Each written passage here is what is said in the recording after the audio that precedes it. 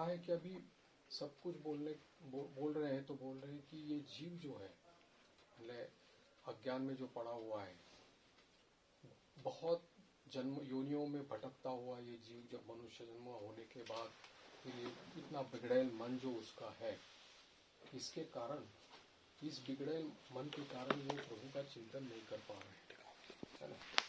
तो ऐसा कर्म के बंधन में फंसा हुआ ये जीव है, वो कर्म भोग करते, क्योंकि उसको समझ में नहीं आ रहा है कि अभी क्या करना है, ना उसको कोई सुलझन हो रही है, ना उसको कोई सत्संग मिल रहा है, ना उसको कोई सही रास्ता दिखाने वाला कोई है।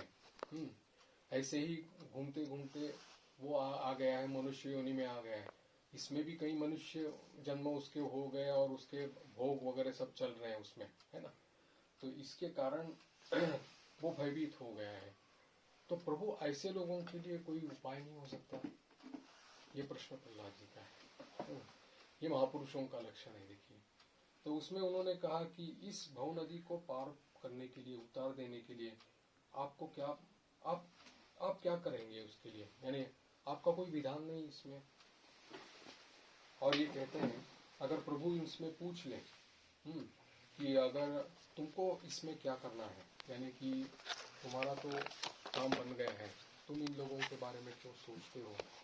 तो उन्होंने ये भी कहा है कि देखिए कि ये इन लोगों की इस प्रकार की दशा देख करके मैं अपने आप को ऐसा समझता हूँ, मेरे हृदय से मुझे ऐसा लगता है कि मैं अकेला मुक्त नहीं होना चाहता। इन लोगों के लिए भी आपको कुछ करना पड़ेगा, और इनका भटकते हुए इन जीवों के लिए आपको कुछ न कुछ रास्ता दिखाना पड़ेगा।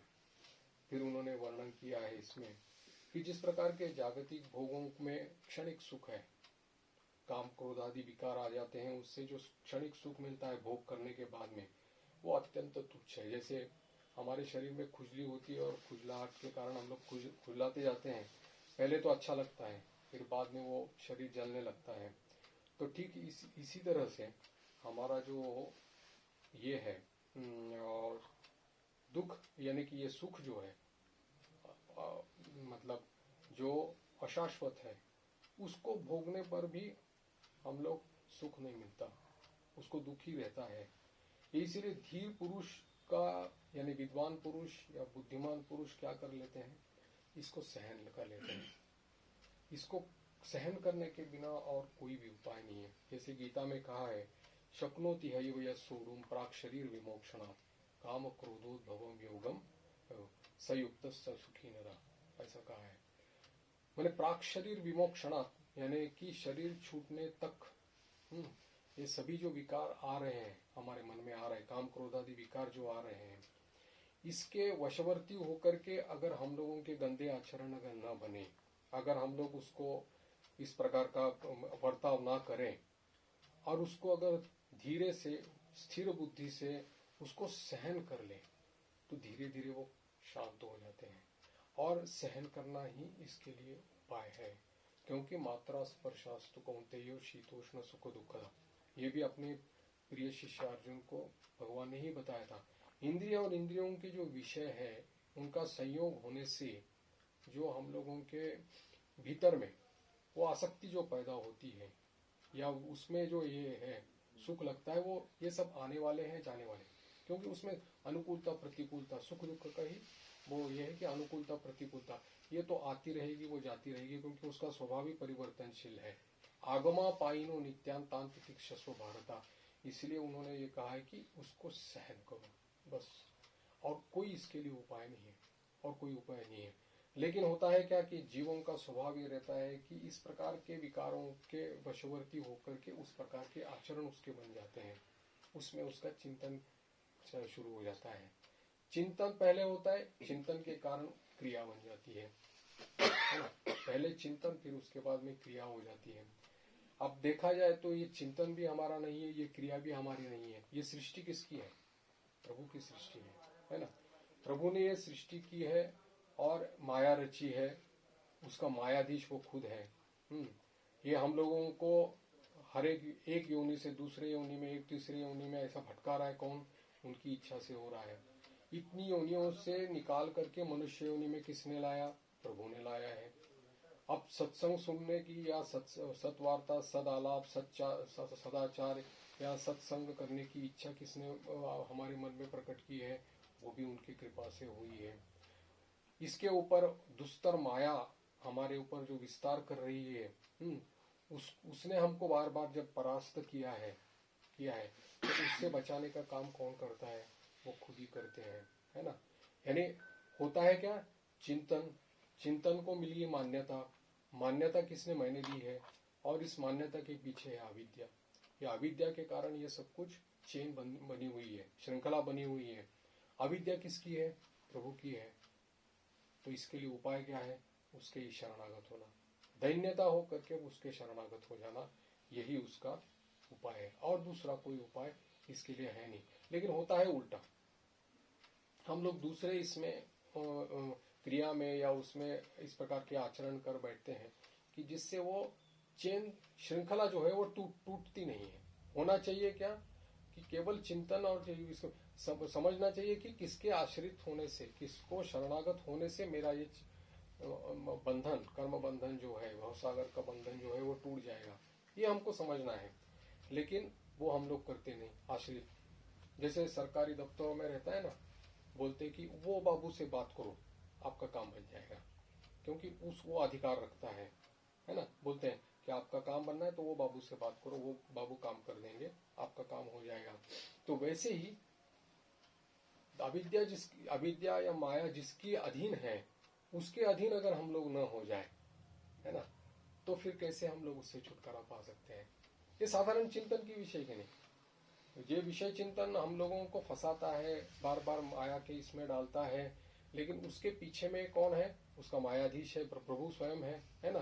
लेकिन उसके आश्रित न हो करके हम लोग उसके विषयों के आश्रित हो जाते हैं, और इसके कारण बार बार इसको फंस जाते हैं। और फंसने के कारण में फिर उसका हम लोगों का वही जीवन एक के बाद एक पुनर्जन्म, फिर पुनर्जन्म, फिर पुनर्जन्म, पुनरपि जननम, पुनरपि मरणम, ये चलता रहता है। इसलिए बुद्धिमान क्या है कि भाई जिसको पकड़ने से काम बनेगा उसको ही पकड़ो, उसी के आश्रित हो जाओ। इसीलिए कहा है कि ये भूले हुए जो अज्ञानी मनुष्य है, तो वैसे वो लोग भी अगर इस काम क्रोध आदि अगर विकारों को सहन कर ले तो सहने से उसका नाश हो जाता है, सहने से ही हो जाता है। आते तो हैं, आएंगे जरूर, लेकिन उसके हम लोगों को उसके वशवर्ती नहीं होना है, उसके अधीन नहीं होना है। प्रभु को अपने अधीन, यानी कि प्रभु के आश्रित होना है, यही उसका उपाय है। इसलिए यहाँ पर प्रहलाद जी कहते हैं कि मोक्ष के 10 साधन प्रसिद्ध है। तो उसमें 10 साधन बताए हैं, जैसे कि मौन व्रत है, पवित्रता यानी ब्रह्मचर्य व्रत है, शास्त्र श्रवण, तपस्या, स्वाध्याय, स्वधर्म पालन, शास्त्र व्याख्या उसकी युक्तियों के साथ, सयुक्तिक शास्त्रों की व्याख्या, एकांत सेवन, जप और समाधि। ये 10 जो है मोक्ष के साधन प्रसिद्ध है। लेकिन कहते हैं कि इंद्रिया अगर जिनकी वश में नहीं है, अगर उसके लिए ये जीविका के साधन, निर्वाह के साधन अगर बन जाते हैं तो ये व्यापार हो जाता है, लेन देन हो जाती है। इसलिए कहा है कि दंभियों के लिए अगर वो करें, व्यापार का अपना साधन बनाए, तो इसमें उनका भंडाफोड़ हो जाता है। क्योंकि जब तक उनका पुण्य कर्म है, जब तक उनकी कुछ पुण्य ये है, तब तक ही वो ये सब चला सकते हैं, उसके बाद तो भंडाफोड़ जाते हैं। यहाँ पर कहते हैं कि रूपे इमे सदसती तव वेद सृष्टे बीजांकुराविव न चान्यत् अरूपकस्य युक्ताः समक्षम उभयत्र विचिन्वते त्वाम योगेन वह्निमिव दारुषु नान्यत स्यात्। प्रहलाद जी अभी भक्ति की सुमीमांसा कर रहे हैं। क्यों प्रहलाद चरित्र चिंतनीय है और क्यों प्रहलाद चरित्र का चिंतन, मनन, स्मरण, श्रवण करना चाहिए? इसलिए करना चाहिए। उन्होंने कहा है इस स्तुति में कि बीज और अंकुर ये आपके दो रूप है, अश्वत्थ मूलम सुवीरूढ़, है ना, अश्वत्थ। वैसे ही कहा है कि बीज और अंकुर के समान आपके दो रूप, जैसे कार्य और कारण कहा है। लेकिन वास्तव में कार्य भी नहीं है और कारण भी नहीं है, वो एक समान है। वास्तव में आप प्राकृत रूप से रहित है, और कार्य और कारण रूपों को छोड़कर आपके ज्ञान का कोई और साधन भी नहीं है। हमारी जैसे साधक है हम लोग, है ना, साधक है, तो इसमें हम लोगों को व्यवहारिक अभी कार्य और कारण दोनों ही प्रभु है, ये मानना है, समझना है। अब इसको थोड़ा सा चिंतन करेंगे। इसमें उन्होंने कहा है कि हम साधक हैं, है ना, हम साधक हैं, तो हम लोग जो व्यवहार, दैनंदिन व्यवहार जो हम लोगों का बनता है दिन में, तो अलग अलग प्रकार के कार्यों में, अलग अलग चिंतन में हमारा मन जाता है इसमें। और फिर कुछ समय के लिए हम लोग प्रभु के सामने बैठते हैं, उसका चिंतन करते हैं, कुछ स्वाध्याय करते हैं, कुछ स्तोत्र पाठ करते हैं, इत्यादि सब करते हैं। लेकिन हम लोगों का साधन वो फल स्वरूप मैंने फल उसमें हम लोगों को जिस प्रकार से मिलना चाहिए, हम लोगों को उसका सेटिस्फैक्शन यानी कि उसका ये नहीं मिलता, संतुष्टि उससे नहीं होती। क्यों नहीं होती? क्योंकि जिस प्रकार से हम अपेक्षा करते हैं उस प्रकार से हम लोगों को उसका फल नहीं मिलता। और इसका कारण हम लोग जानते हैं, क्योंकि हम लोग ये नहीं कर सकते, उसका अखंड उसका स्मरण मनन उसका नहीं कर सकते। ये हमारे पास ये है, हमारी भी अपने संस्कार इसके कारण नहीं कर सकते हैं। यहाँ पर उन्होंने ये जो कार्य और कारण के रूप में प्रभु ही है सब कुछ कहा है, इसमें साधक को ये समझना चाहिए दृढ़ भाव से कि मैं साधक हूँ और जो मेरे सामने जो कुछ है वो सब साध्य है। और ये साध्य क्या है? प्रभु स्वयं साध्य, हमारा इष्ट जो है वही साध्य है। मैं इस सृष्टि में, इस दुनिया में मैं केवल साधक हूँ और बाकी जो कुछ मैं देख रहा हूं वो सब साध्य है। ये दृढ़ चिंतन, दृढ़ हमारा अगर उसका भाव उसमें बना रहेगा तो आप हर चीज में, हर कार्य में, हर स्थान में, हर जगह में, आप जहां भी जाएंगे तो आप किससे बात कर रहे हैं, आप कहाँ किससे हाथ स्पर्श कर रहे हैं, आप क्या श्रवण कर रहे हैं, आप क्या देख रहे हैं, सब कुछ तो साध्य ही है। यहाँ पर इसलिए उन्होंने कहा है कि कार्य कारण रूप को छोड़कर आपके ज्ञान का कोई साधन ही नहीं है।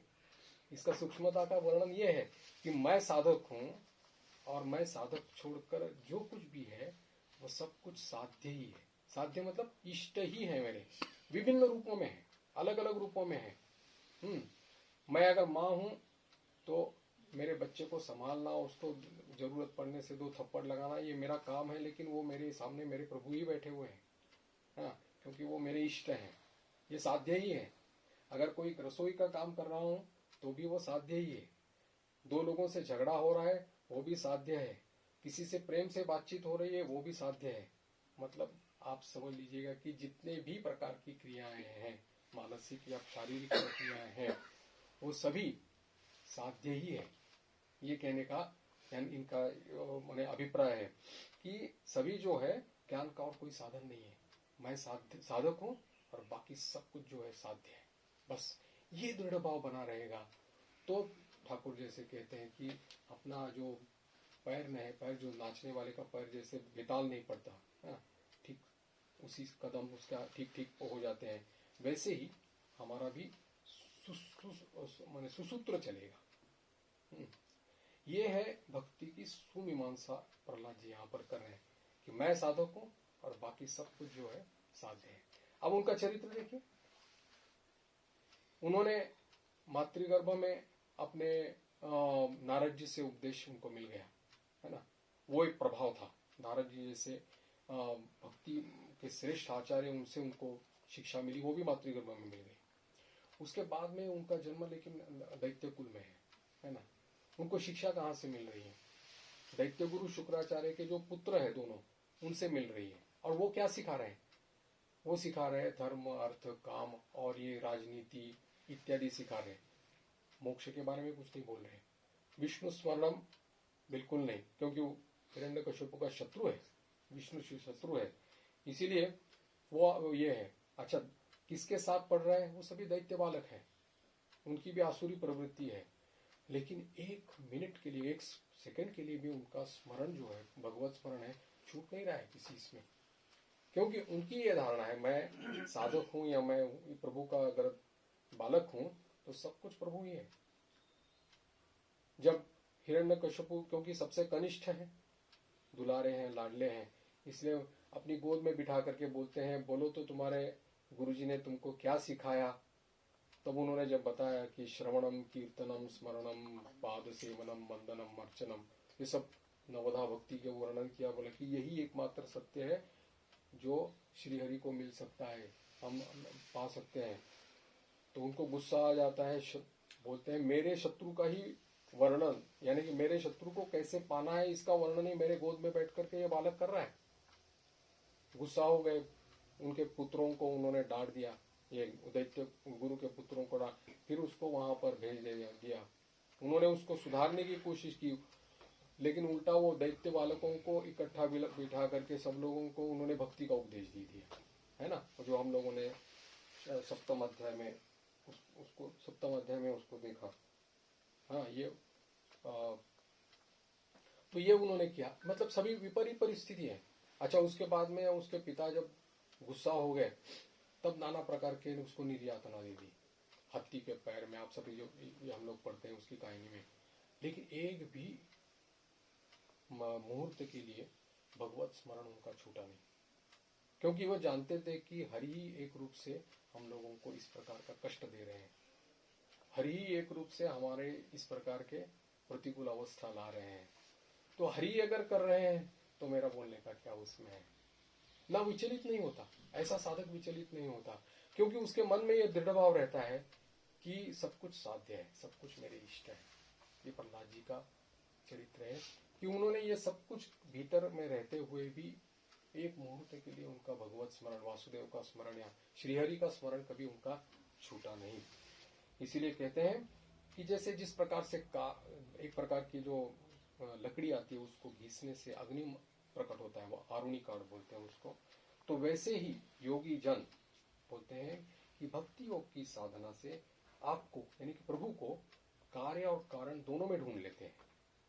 क्योंकि एकमात्र अनन्य भक्ति ही ऐसी एक साधना है कि जिसके कारण हम कार्य और कारण दोनों में ही प्रभु को देख सकते हैं। ये भक्ति का प्रभाव है। और ये दोनों ही कार्य और कारण, क्योंकि कार्य और कारण दोनों वास्तव में पृथक नहीं है, अलग नहीं है, ये आपके स्वरूप ही है ना। ये एक बहुत बड़ी उपलब्धि जो है हम लोगों को, ये भक्ति की सुमीमांसा जो प्रहलाद जी ने यहाँ पर की है, वो इसीलिए की है कि साधारण जीव सभी लोग संसार में फंसे हुए हैं, उनके लिए बताया गया है कि कार्य भी वही है, कारण भी वही है। और हम लोगों को अगर उसमें रहना है, क्योंकि दुखालयम अशाश्वतम, भाई मिला ही है, सर पे तो दिया हुआ है ना कि यहाँ पर रहो, जन्म लिया है अभी मनुष्य जन्म में, रहना तो है हम लोगों को, दुखालयम अशाश्वतम यहाँ किया ही है, जन्म तो हुआ है, तो इसीलिए उसमें उपाय क्या करना चाहिए, साधन कुछ तो है। तो ये साधन है कि बस बाकी सब कुछ साध्य है, मैं केवल साधक हूँ, ये हमारा दृढ़ भाव उसमें निकाल अगर हम लोगों का वास्तविक में अगर हो जाए, तो फिर किसी चीज की चिंता नहीं। अनित्यम असुखम लोकम इमं प्राप्य भजस्व कहा है, ये मिलने के बावजूद भी तुम केवल इमं प्राप्य मिला है भजस्व माम, केवल मेरा चिंतन करो, मेरा भजन करो, केवल मेरा ही चिंतन करो, ये है ना। और ऐसे विरागी प्रेमी महापुरुष हमारे इस सृष्टि में हुए, जिसके कारण ये पूरी सृष्टि चल रही है। बिना इसके तो कोई सृष्टि चल ही नहीं सकती।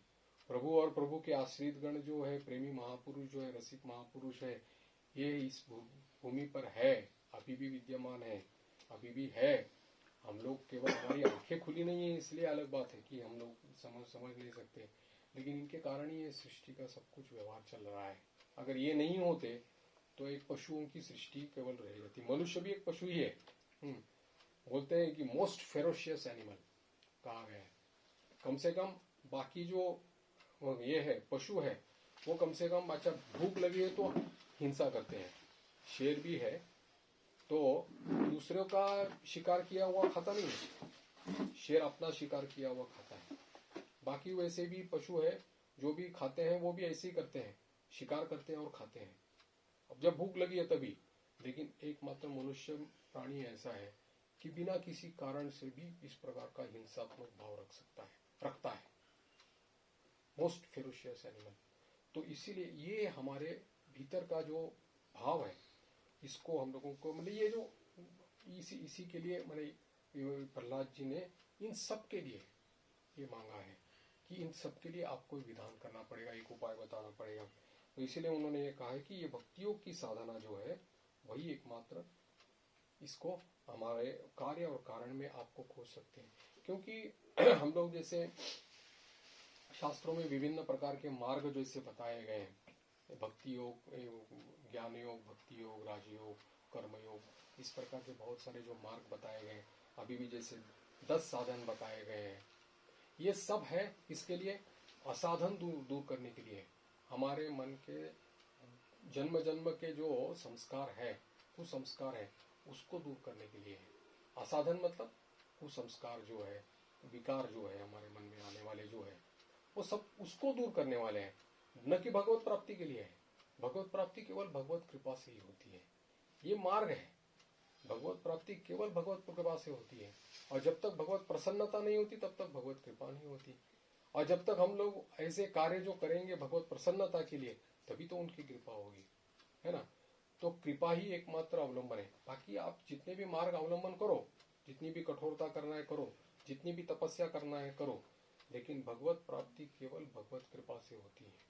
अगर कोई ताल ठोक करके कहे कि कर्मयोग से मिलेगा, कोई कहेगा ज्ञान योग से मिलेगा, विचार मार्ग से मिलेगा, बहुत बड़ी भूल करेगा वो उसको यही सोचना है कि वो सब जो मार्ग है वो केवल असाधन को दूर करने के लिए, अंतःकरण शुद्धि के लिए, या वो अंतःकरण को तैयार करने के लिए है ना। लेकिन भगवत कृपा से ही भगवत प्राप्ति होती है। ये है वो तोतापुरी स्वामी जी समझ नहीं पाए थे, क्योंकि उनका आबाल्य वैराग्य था, और फिर वो उन्होंने निर्विकल्प समाधि 40 साल में अपने जीवन में ये कर ली थी। उनको मालूम ही नहीं था कि ये साकार रूप क्या है, पर कृपा क्या है, भगवत भक्ति वगैरह, उस मार्ग के थे ही नहीं, वो उपासना के थे ही नहीं। लेकिन चूंकि सौभाग्य क्रम से प्रभु का ठाकुर के गुरु होकर के आए, अब ठाकुर के गुरु हैं तो वो उनको पूर्ण रखना ही है, उनको पूर्ण होना ही है, क्योंकि प्रभु का स्वभाव ही है, जो उनके संस्पर्श में आएगा, जिस किसी रूप में भी आएगा, उसको पूर्ण करना ही है उसको, है ना, चाहे गुरु रूप में आ जाए। तो तोतापुरी स्वामी जी भी उनके इसमें संस्पर्श में आ जाते हैं, और बस उनको 11 महीने वहां पर ठहरना पड़ता है। और जब तक वो समझ में नहीं आता कि एकमात्र मातृ कृपा ही केवलम, माँ की कृपा से ही सब कुछ, मातृ सर्वम मातृमयम जगत। अपना शरीर दान करने के लिए गए, शरीर विसर्जन करने के लिए गंगा जी में गए, लेकिन गंगा जी में पानी नहीं मिला। तब समझ में आया कि अरे शरीर त्याग देना भी हमारे हाथ में नहीं है। तो इसीलिए सब तब वो भगवत कृपा से, माँ की कृपा से उनको साक्षात्कार हो गया कि सब सर्वम मातृमयम जगत, सब कुछ माँ है। फिर वो ठाकुर को दूसरे दिन उनका उदर का विकार भी जो था वो सब दूर हो गया, और फिर वो निकल पड़े वहां से। क्यों? क्योंकि ये अपूर्णता उसमें रह गई थी, थोड़ा सा अपूर्णता रह गई थी। ज्ञान में अपूर्णता नहीं थी, लेकिन ये जो अपूर्णता रही थी इसमें कि दूसरे भी मार्ग है, और ये भी जो है कि भगवत कृपा से ही ये सब कुछ होता है, ये भी उनको समझना था। इसलिए उनको इतने दिन तक रखा था। इसलिए यहाँ पर ये कहते हैं कि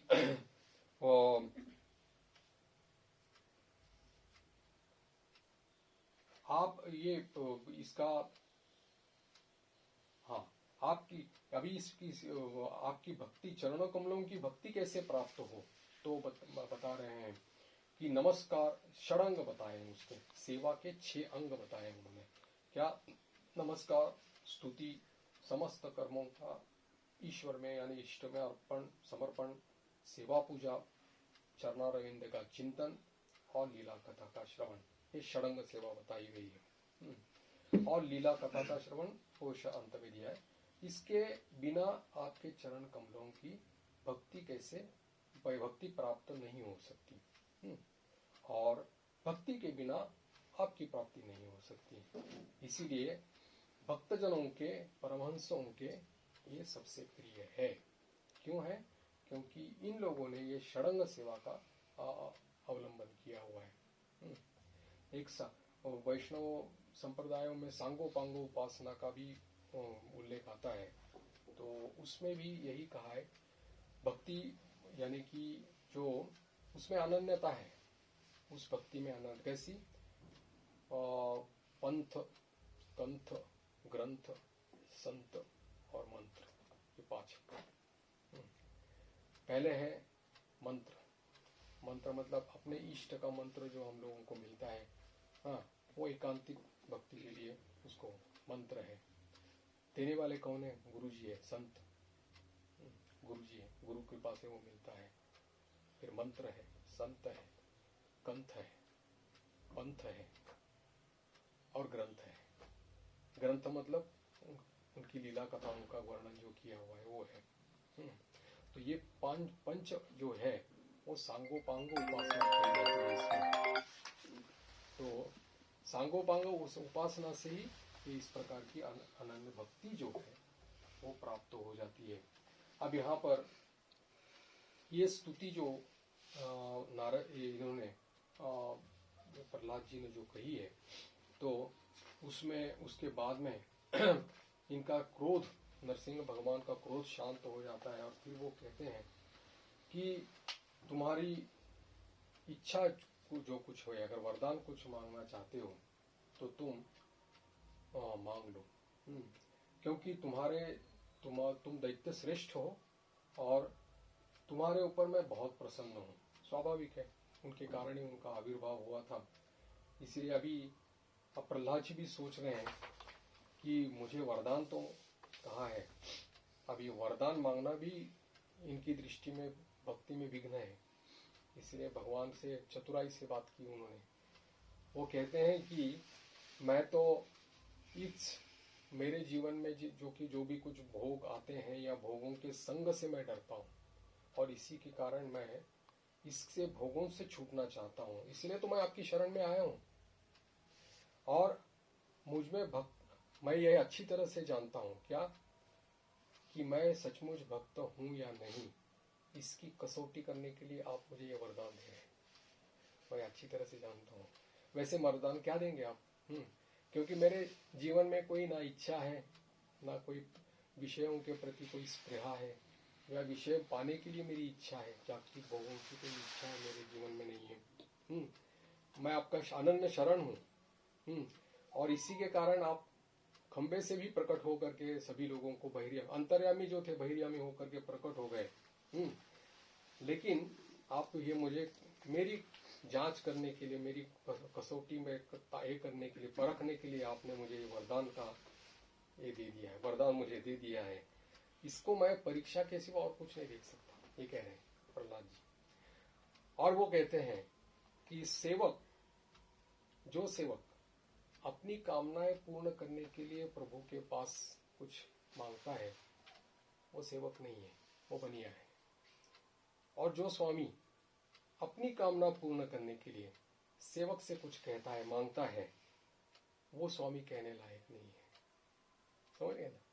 दोनों बोल रहे हैं कि जो सेवक इस प्रकार से अपनी कामना पूर्ण करने के लिए इष्ट से कोई कुछ मांगता है तो वो सेवक नहीं है, वो बनिया है। और जो स्वामी अपने सेवक से अपनी कामना पूर्ण करने के लिए कुछ मांगता है वो भी स्वामी नहीं है। तो मेरा और आपका जो रिश्ता है वो तो स्वामी सेवक का है नहीं। जैसे राजा रहता है, राजा का सेवक, राजा स्वामी है, उसका सेवक रहता है, भृत्य रहते हैं। तो वैसा तो मेरा कोई है नहीं। मैं आपका अहम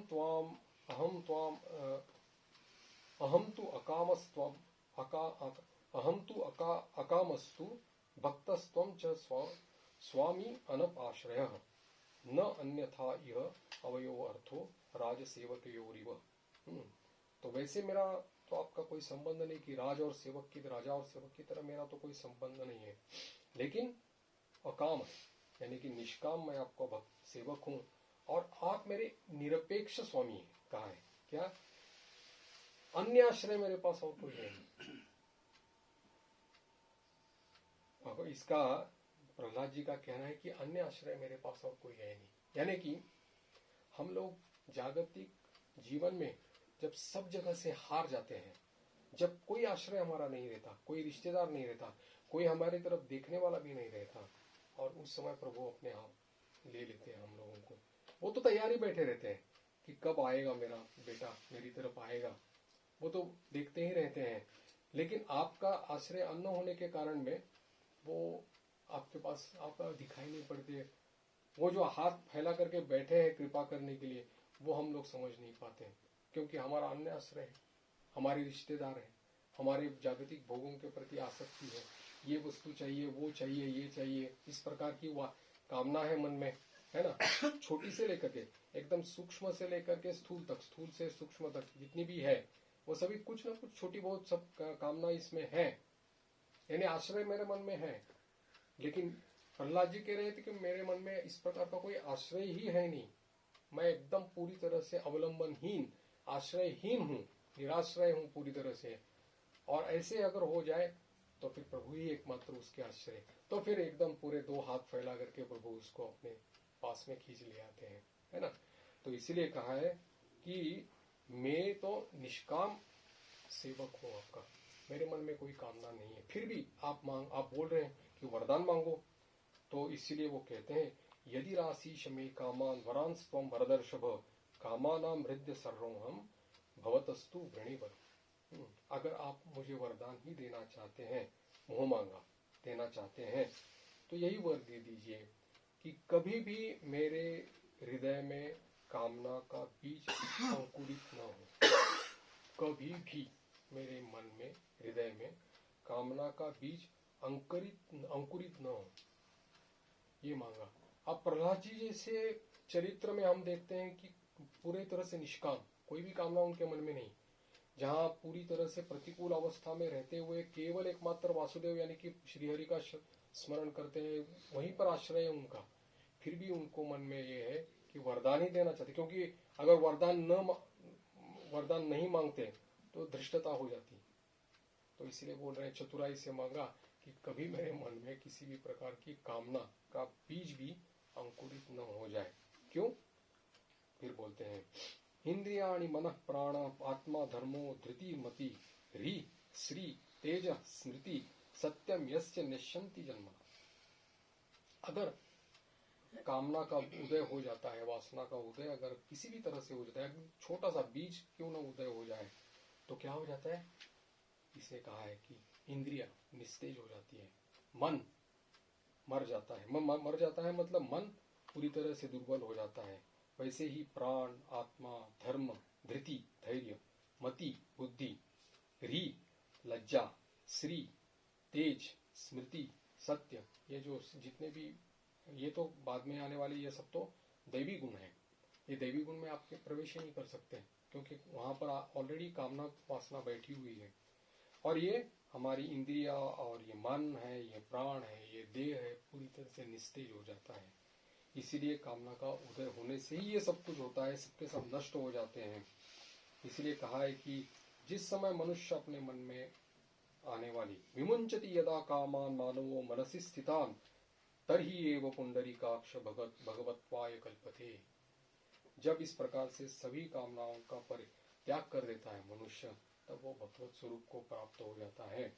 और कहते हैं नमो भगवते तुभ्यम पुरुषाय महात्मने, स्तुति की है उन्होंने कि आप सभी जीवों के भीतर रहने वाले पर ब्रह्म परमात्मा, मैं आपको बार बार प्रणाम करता हूँ। ये वरदान उन्होंने इतने संक्षेप में मांगा, लेकिन बड़ी चतुराई से मांगा और कहा कि किसी भी तरह से कामना का निष्काम भक्ति। इसलिए प्रहलाद जी की भक्ति जो है सर्वश्रेष्ठ मानी जाती है। जैसे नारदीय भक्ति ठाकुर कहते हैं, कली में नारदीय भक्ति कहते हैं, वैसे प्रहलाद जी की भक्ति भी है। तो उन्होंने भी, जैसे स्वामी जी ने, में हमने पहले इसकी प्रहलाद जी के चरित्र के बारे में वह ये करते समय पहले कहा था, स्वामी जी ने भी कहा है कि भक्ति जो है, अहेतु की भक्ति जो है, वो किसकी श्रेष्ठ है, किसकी व्याख्या श्रेष्ठ है, तो प्रहलाद जी की व्याख्या कही उन्होंने। या प्रीतिर विवेका नाम विशेष अनुपायिनी सा में वाम अनुस्मरत हृदया में अपसर्पित।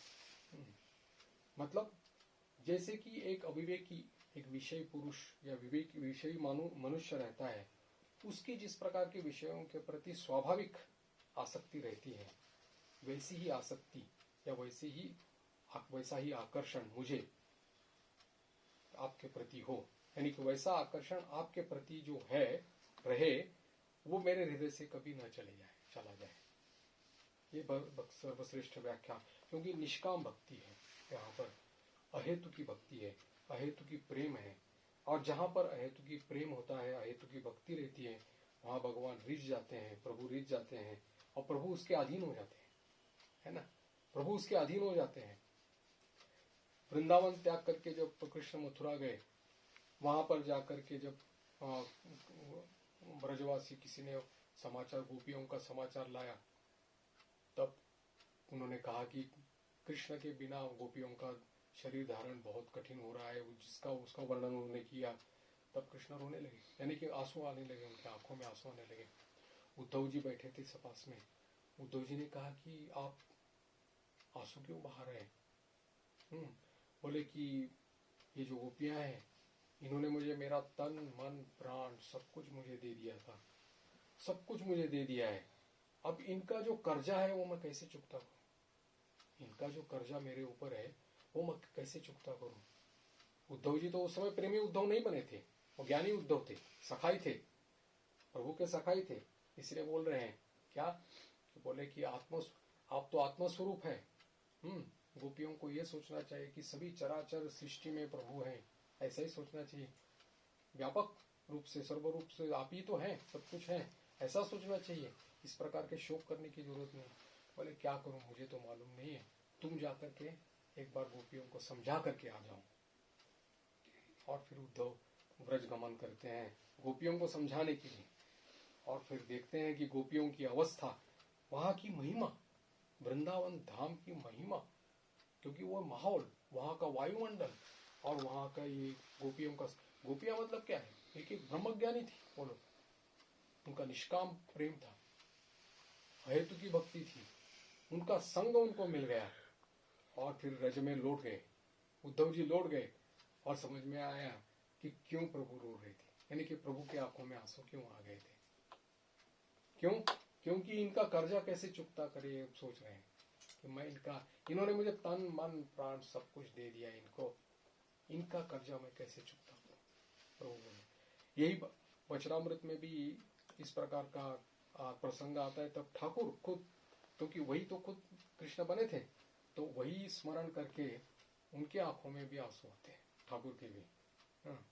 वही कृष्ण अवतार में वही कृष्ण थे, और वही उनको लगा कि उन्होंने तो तन मन सब कुछ दे दिया। इसलिए गोपियों की तदेक निष्ठा जिसको बोलते हैं, निष्ठा भक्ति, अव्याभिचारिणी भक्ति जिसको बोलते हैं, वो सब कुछ इसमें उन्होंने समझा। उद्धव जी जैसा फिर ज्ञानी उद्धव, प्रेमी उद्धव बन गए। ये वृंदावन की महिमा है। यहाँ प्रेम रस है। हाँ, इस प्रेम रस में जो बहेगा तो बहेगा, उसके लिए मुक्ति तुच्छ हो जाती है, मोक्ष तुच्छ हो जाता है। भगवत दर्शन भी उसकी कृपा, यानी कि उसकी इच्छा पर है, उसकी इच्छा पर है। हम तो भाई ऐसा है कि प्रभु तुमको दर्शन देना है तो दे दो, तुमको अगर हमारे सामने आना है तो आ जाओ, लेकिन मैं तुमको प्यार करना कभी नहीं छोड़ूंगा। मेरी अनन्य भक्ति, मेरी एकांत की भक्ति तुम्हारे प्रति बनी रहेगी। तुम मुझे छोड़ना चाहते हो तो छोड़ो, लेकिन मैं तुम्हें छोड़ नहीं सकता। ये प्रेम का स्वरूप है। प्रीति की रीति अलग रहती है, ये प्रेम का स्वरूप है। तुम छोड़ना है तो छोड़ सकते हो, लेकिन मैं तुम्हें कभी छोड़ नहीं सकता। मेरे मन में जो भक्ति है तुम्हारे प्रति, ये अधिकार तुम हमसे ये छीन नहीं ले सकते। प्रेम करने का जो अधिकार है वो कभी छीन नहीं ले सकते। अब ऐसा अगर प्रेम है तो प्रभु जाएंगे ही कहाँ? अगर पतंग की डोरी हाथ में है तो पतंग आने में समय कितना लगता है ना? तो ये है पतंग की डोरी, ये जो आश्रय बोध या इस प्रकार की दृढ़ भावना जो है कि प्रभु मेरे हैं, और तुमको दर्शन देना है तो दे दो, नहीं देना है तो मत दो, लेकिन मैं तुमको प्रेम करना कभी नहीं छोड़ूंगा, मैं तुम्हारी भक्ति करना कभी नहीं छोड़ूंगा, मैं तुम्हारा ही वो करके रहूंगा और किसी का नहीं हो जाऊंगा। बस इससे प्रभु रिझ जाएंगे, इससे ही पर सबको उनका मन द्रवित हो जाएगा, और इसी से ही वो बस कभी भी आपके सामने आ जाएंगे, कभी भी आपको दर्शन दे देंगे। तो बोलने की जरूरत है उसमें कि चाहे आना है तो आ जाओ, नहीं आना है तो नहीं आ जाओ, लेकिन प्यारे मैं तेरा हूँ, प्रीतम है ना, तो वो अपने हैं, तो तुम मेरे हो, मैं तुम्हारा हूँ, बस यही संबंध बना रहेगा। ये अधिकार तुम मुझे छीन नहीं सकते। अरे बाप को बाप बोलने में कौन सी लज्जा है? बाप को बाप बोलने में क्या लज्जा है उसमें, है ना? तो वो हमारे हैं, माता पिता सब कुछ है, तो उनके ऊपर हमारा अधिकार है। वो अधिकार कोई छीन नहीं ले सकता। ले सकता है? नहीं। एक माँ के गोद में बैठने वाला बच्चा बोल सकता है कि माँ तुम मुझे प्रेम करती हो तो नहीं करो, नहीं करती हो तो नहीं मत करो, लेकिन मेरा तुम्हारे गोद में बैठने का अधिकार है, वो कोई छीन नहीं ले सकता। तो वैसे ही हम प्रभु के गोद में बैठने का अधिकारी हमारा है, वो तुम हमसे छीन नहीं सकते। दर्शन देना न देना तुम्हारी इच्छा पर है, तो वो तुम्हारी कृपा पर है, तुम्हारी मर्जी। लेकिन ये अधिकार तुम हमसे छीन नहीं सकते। ये अहेतु की भक्ति है, निष्काम भक्ति है, अमला भक्ति है, इस प्रकार की जो भक्ति है, इसलिए उन्होंने यहाँ पर कहा है। अब नरसिंह भगवान ने भी इसके बाद में प्रहलाद जी से कहते हैं कि देखो, तुम्हारे जैसे प्रेमी भक्त जो है वो त्रिभुवन में नहीं मिलेंगे, कभी त्रिभुवन में नहीं मिलेंगे। और यही अपेक्षा थी कि तुम कोई कामना नहीं करोगे, फिर भी नहीं, लेकिन मेरी इच्छा के लिए, मेरी प्रसन्नता के लिए तुम एक मनवंतर तक इस दैत्य कुल का ही सम्राट होकर के, दैत्य श्रेष्ठ होकर के राज्य करो। और समस्त भोग कैसे करो? बोल रहे हैं कि ऐसे देखो, कथा मदीया जुषमान प्रियास्त्वम आवेश्य मामात्मनि संतमेकम सर्वेषु भूतेषु अधियज्ञम ईशम यजस्व योगेन च कर्महीनम। कैसे रहो संसार में, कैसे रहो, राज्य कैसे करो? उन्होंने बताया है कि सभी प्राणियों के हृदय में यज्ञों के भोक्ता के रूप में मैं ही विराजमान हूं, ऐसा सोच लेना। तो तुम अपने हृदय में केवल मुझे ही देखना, मेरी लीला कथाएं सुनते रहना, और जो मुझे अत्यंत प्रिय है वही सुनना, देखना, करना, और समस्त कर्मों के द्वारा मेरी ही आराधना करना। इससे तुम्हारा सब कुछ बन जाएगा, प्रारब्ध कर्मों का नाश हो जाएगा, क्षय हो जाएगा। बोलते हैं कि भोग के द्वारा पुण्य कर्मों का फल और निष्काम पुण्य कर्म के द्वारा पाप का नाश ये हो जाएगा। तब तुम्हारे समस्त बंधन मुक्त हो जाकर के तुम मेरे पास आ जाओगे। और फिर ये बताया कि सभी देवता के त्रिभुवन में तुम्हारी विशुद्ध कीर्ति का गान हो जाएगा। ये जो भक्ति है उसका गान हो जाएगा। और जो भी तुम्हारी इस स्तुति का कीर्तन करेगा, साथ ही मेरा और तुम्हारा स्मरण करेगा, वह कर्मों के बंधन से मुक्त हो जाएगा। प्रहलाद चरित्र की ये विशेषता है कि इसको आप जितना डूबेंगे उतना कम है, जितना डूबेंगे उतना कम है, क्योंकि अहेतु की भक्ति और निष्काम भक्ति का ये साक्षात ज्वलंत दृष्टांत हमारे सामने है, एक उदाहरण हमारे सामने है। क्योंकि ऐसी भक्ति जिसको सर्वश्रेष्ठ माना जाता है, क्योंकि प्रहलाद जी भी उसी नारद जी और उसी के श्रेणी में आते हैं, भक्ति के आचार्य के रूप में आते हैं। तो इसीलिए इस प्रकार की नरसिंह भगवान ने उनको ये दे दिया और कहा कि प्रहलाद जी फिर कहते हैं कि बस मुझे और कुछ नहीं चाहिए, केवल मेरे पिता ने जो आपका तेज था, या आपका जो ऐश्वर्य है, आपकी जो श्री है, आपका जो सब कुछ भगवत स्वरूप है, उसको ठीक ठीक न जानने के कारण में जो कुछ आपका अपमान किया, अपराध किया है, जिस प्रकार से मुझे भी उन्होंने ये किया है, वो आप उसको अपराध क्षमा कर दीजिएगा और उनको आप पवित्र कर दीजिएगा। तो नरसिंह भगवान ने उसका उत्तर दिया था कि वो तो मैंने उनको मार दिया है, यानी मेरे शरीर का स्पर्श तो उनको हो ही गया है, तो उससे तो वो पवित्र हो ही गया है, उसको तो सदगति प्राप्त, क्योंकि प्रभु के हाथ से मरना मतलब ही उसको सदगति मिलनी है, परम गति मिलनी है, सदगति क्या परम गति मिलनी है। इसलिए मारीच ने कहा कि भाई रावण के हाथ से मरने से बेटर है कि अच्छा है कि राम ही मार दे हमको, तो परम गति हो जाएगी उससे। तो इसीलिए उन्होंने कहा कि ये मेरा स्पर्श होने के कारण तुम्हारे पिता तो पवित्र हो ही गए हैं, उनका तो परम गति प्राप्त हो गई है, और तुम्हारे जैसा पुत्र होने के कारण तुम्हारी 21 पीढ़ियां जो है वो उतर गई है, ये मान लो। और ये मेरे भक्ति भाव से जिसकी कामनाएं नष्ट हो गई है, ऐसे लोग कभी किसी को कष्ट नहीं पहुंचाते, और वे मेरे संसार में इस प्रकार से तुम्हारे लोग जो हैं अनुयायी होंगे, तुम भक्तों के आदर्श भक्त के आदर्श स्वरूप होंगे। और इसीलिए तुम, लेकिन अभी जो इस प्रकार से मर्त्यलोक में है, पृथ्वीलोक में है, एक विधान रहता है, इसीलिए तुम उनकी अंतिम संस्कार जो रहते हैं वो तुम करो, अंत्येष्टि क्रिया जिसको बोलते हैं वो कर लो, इस प्रकार का उन्होंने कहा। और इसके बाद में उनका अंत्येष्टि क्रिया के बाद में सभी ब्रह्मा जी और सभी देवता लोग जो है वो दैत्यराज प्रहलाद को वहां पर ये बना देते हैं, सम्राट बना देते हैं, मतलब अधिपति बना देते हैं पूरा। और उनको आशीर्वाद देते हैं। अब ये है इनकी प्रहलाद जी के जीवन चरित्र की बात, जिसमें उन्होंने ये कहा था कि किसी भी प्रकार से प्रभु का चिंतन जो है, चिंतन के बारे में जैसे हमने कहा है कि ये जिससे पकड़ने से हम लोगों को हमारा बंधन छूट जाएगा, उसी को ही हम लोगों को आश्रय लेना है। जैसे किसी ने गांठ बांधी है, हम लोग खोल नहीं सकते, लेकिन जिसने बांधी है उसको बुलाया गया तो वो खुद अपना खोल सकता है, उसको वो खोल देगा, उसको मालूम है कैसी गांठ बंधी हुई है। वैसे ये अविद्याजनित संसार, ये मोहजनित संसार जो है, वो सब प्रभु ने अपने लीला के लिए किया है, अपनी सृष्टि के लिए किया हुआ है। हम इस सृष्टि के एक सदस्य है कह सकते हैं, और हम लोगों को माया के इसमें ही रखा हुआ है। तो अगर इससे मुक्त होना है तो उनके आश्रय में ही जाना पड़ेगा। जिनके आश्रित रहने से हम लोगों का माया बंधन ये छूट जाएगा, उन्हीं के पास ही जाना है ना। लेकिन इसमें नहीं जाना है, विषयों में नहीं जाना है, क्योंकि जिसको पकड़ने से, जिसका आश्रय लेने से हम लोगों का ये सब कुछ खत्म हो जाएगा, उनके पास जाने से ही ये सब कुछ, ये दृढ़ भाव हमारे मन में रहना चाहिए। ये चिंतन का विषय है। अब तो हम लोग चिंतन करते हैं विषयों का, विषयों से फिर क्रियाओं से फिर विषयों का चिंतन, ऐसे जो चेन श्रृंखला बनी रही है उसमें फंस जाते रहते हैं। फिर दुखालयम अशाश्वतम, ये पुनरपि जननम पुनरपि मरणम चलता है। लेकिन इसमें अगर वो चीज रहे कि जिसको दैन्यता पूर्वक अगर उनका आश्रय ग्रहण करेंगे, तो वो अपने आप हम लोगों को ये कर्म बंधन से मुक्त कर सकते हैं, क्योंकि जिनकी सृष्टि है वही उसको सृष्टि से मुक्त कर सकते हैं। इसीलिए भगवत कृपा से ही भगवत प्राप्ति या मुक्ति जो भी है वो होती है।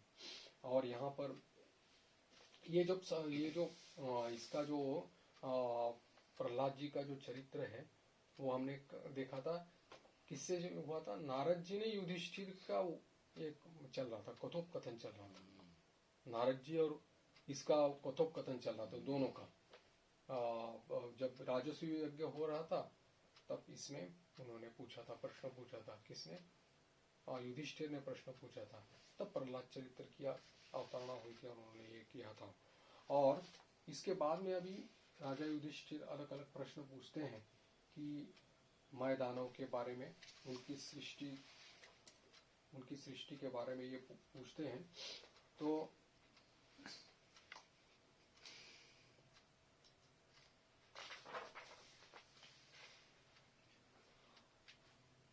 इसके बाद में सप्तम स्कंद के 11 अध्याय में शुकाचार्य मानव धर्म, वर्ण धर्म, स्त्री धर्म, इसके बाद में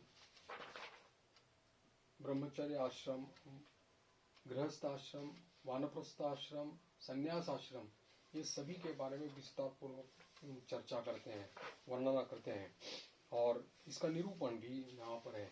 और उसके बाद में दत्तात्रेय, अवधूत दत्तात्रेय और प्रहलाद जी का संवाद भी यहाँ पर इसमें दिया हुआ है। तो मनुष्य धर्म क्या है, वर्णाश्रम धर्म क्या है, स्त्री धर्म क्या है, ये सभी का वर्णन किया है।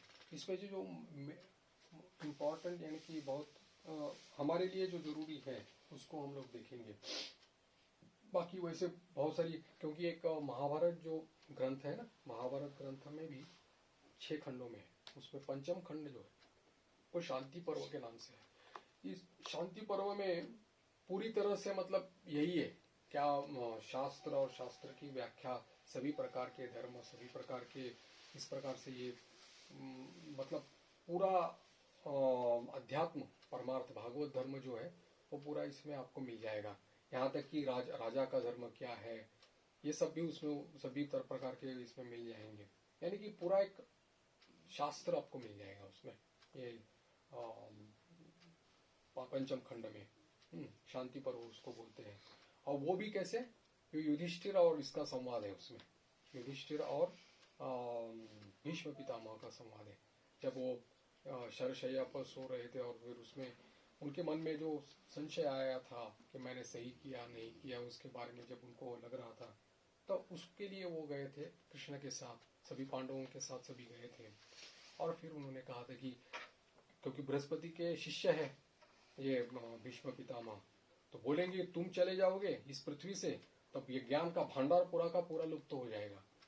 तो किसी को तो बांटना चाहिए, ये पूरे मानव जाति के कल्याण के लिए बांटना चाहिए। तब जाकर के उन्होंने कृष्ण को प्रार्थना की थी कि मेरा अभी शरशैया पर सोया हूं तो मेरी बुद्धि भी अभी विकल हो गई है, तो आप थोड़ा सा, तो भगवान कृष्ण की कृपा से उनकी पुर से बुद्धि जो थी प्रखर हो गई, विवेक बुद्धि उनकी, और फिर उन्होंने युधिष्ठिर के साथ वो जो वार्तालाप किया है वही शांति पर्व में आता है पूरा का पूरा। और फिर जैसे कहा है कि 65 दिन का कुछ उनका वार्तालाप चला ऐसा उनका इसमें, और फिर उसके बाद में वो ये चले गए।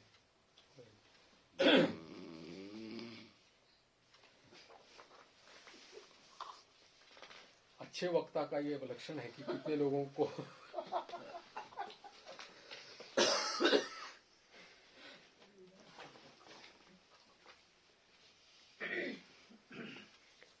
तो इसमें धर्म के जो 30 लक्षण कहे गए हैं यहाँ पर युधिष्ठिर को नारद जी बता रहे हैं। क्या कौन कौन से, एक जस्ट झलक में देखेंगे। सत्य है, दया है, तपस्या है, शौच है, तितिक्षा है, उचित अनुचित का विचार, मन का संयम, इंद्रिय संयम, अहिंसा, ब्रह्मचर्य, त्याग, स्वाध्याय, सरलता, संतोष, समदर्शी महात्माओं की सेवा, सांसारिक भोगों की चेष्टा से निवृत्ति, धीरे धीरे मनुष्य के अभिमान पूर्ण प्रयत्नों का फल उल्टा होता है ऐसा विचार, माने अभिमान शून्यता, मौन, आत्मचिंतन, प्राणियों के अन्न आदि का यथायोग्य विभाजन, उनमें और विशेष करके मनुष्यों में अपने आत्मा तथा इष्ट देव का भाव, संतों के परम आश्रय भगवान कृष्ण के नाम गुण लीला आदि का श्रवण कीर्तन स्मरण, उनकी सेवा पूजा नमस्कार, उनके प्रति दास्य सख्य और आत्मसमर्पण, ये 30 प्रकार के आचरण मनुष्यों का परम धर्म कहा है। इसके पालन से प्रभु प्रसन्न हो जाते हैं, ऐसा यहाँ पर कहा है। तो ये 30 के 30 ये लक्षण जो है, जो शास्त्रों में कहे, उसको इन्होंने सार के रूप में यहाँ पर उन्होंने कहा है। तो इसमें कि मन की अवस्था, जैसे हम लोग पहले चर्चा कर रहे थे कि महापुरुषों के जीवन का अनुकरण जो होता है वो वैसे के वैसे हम लोग नहीं कर सकते हैं। स्वामी जी जैसे रहते थे वैसे मैं रहने लगूंगा तो माया में फंस जाएंगे हम लोग, क्योंकि वो परमहंस श्रेणी के लोग हैं, उनका आहार विहार आचरण वगैरह सब कुछ जो उस तरह का है। तो उन्होंने जो मार्ग हम लोगों को बताया वो हम लोगों के लिए अनुकरणीय है, न कि उनका जीवन उस प्रकार से है। उन्होंने सरप्राइजिंगली एक बड़ा स्टेटमेंट भी किया है इसमें, वो सिस्टर गार्गी के जो 5-6 खंड है ना, उसमें न्यू डिस्कवरीज, उसमें वो पंचम या षष्ठ खंड में उसमें है कि Buddhas and Christ have done more harm than good because people are trying to imitate them rather than to follow them. ऐसा कहा है कि बुद्ध और क्राइस्ट, इन्होंने इनकी अनुकरण करने से लोगों का उसमें नुकसान किस लिए, क्योंकि भाई वो जो करते हैं उसको तुम करने के लायक नहीं हो, क्योंकि तुम अधिकारी नहीं हो उसके। People are trying to not trying to follow but they are trying to imitate them. Imitation कभी भी नहीं। इसलिए अवतार पुरुष जो करते हैं वो दृष्टांत के लिए रहता है ना, या महापुरुष लोग रहते हैं वो दृष्टांत। लेकिन तुम्हारे लिए क्या जरूरी है वो तुम्हारे गुरु बताएंगे कि क्या कहा है, शास्त्र क्या बताता है, इस प्रकार से। लेकिन उसका अनुकरण महापुरुषों का, जैसे स्वामी जी जैसे महापुरुषों का अनुकरण कर ही नहीं सकते। करेंगे तो माया में फंस जाएंगे, क्योंकि उनकी श्रेणियां अलग है। उनके लिए देह बोध ही नहीं है, शरीर का बोध ही नहीं है। और केवल भगवान में रममाण है ऐसे लोग। तो उनका आचरण विधि निषेध के बाहर हो जाता है, इनका आचरण जो है। लेकिन हम लोग उसको अनुकरण नहीं कर सकते। इसलिए जो बात चली थी हम लोगों की पहले कि वो इसके खान पान के बारे में या आहार विहार के बारे में, आचरण के बारे में, उसमें जो है जो हम लोगों के मन को विक्षिप्त न करे। अब इसमें एक थोड़ा सा थंब रूल भी बनाना चाहिए, क्या कि हमारे मन को जो विक्षिप्त न करें और हमारे मन की गति भगवद्भिमुखी न हो करके विषयाभिमुखी न करें, ऐसा आहार विहार अगर करें तो ठीक है।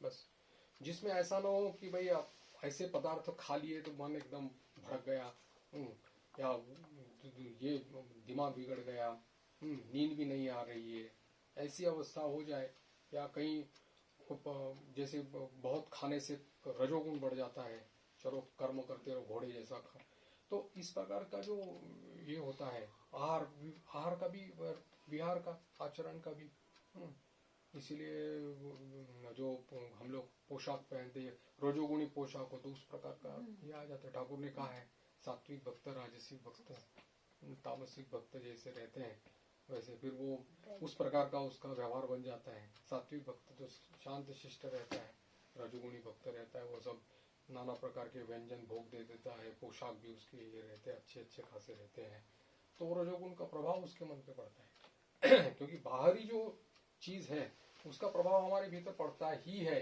ये समझ लीजिएगा। हम लोग बोलेंगे कि नहीं मन से तो हम अलिप्त है, झूठ बात है, वो ऐसे नहीं हो सकता। जब तक सिद्धावस्था को प्राप्त नहीं होते तब तक, सिद्धावस्था को प्राप्त हो गया तो फिर आप विधि निषेध के पार चले गए, लेकिन तब तक के लिए ये नियम तो सब पालन करने पड़ते हैं। इसलिए जो जिससे हमारे मन की क्षति ना हो जाए, नुकसान ना हो जाए, मन अधोगामी ना हो जाए, उतना हम लोगों को देखना है।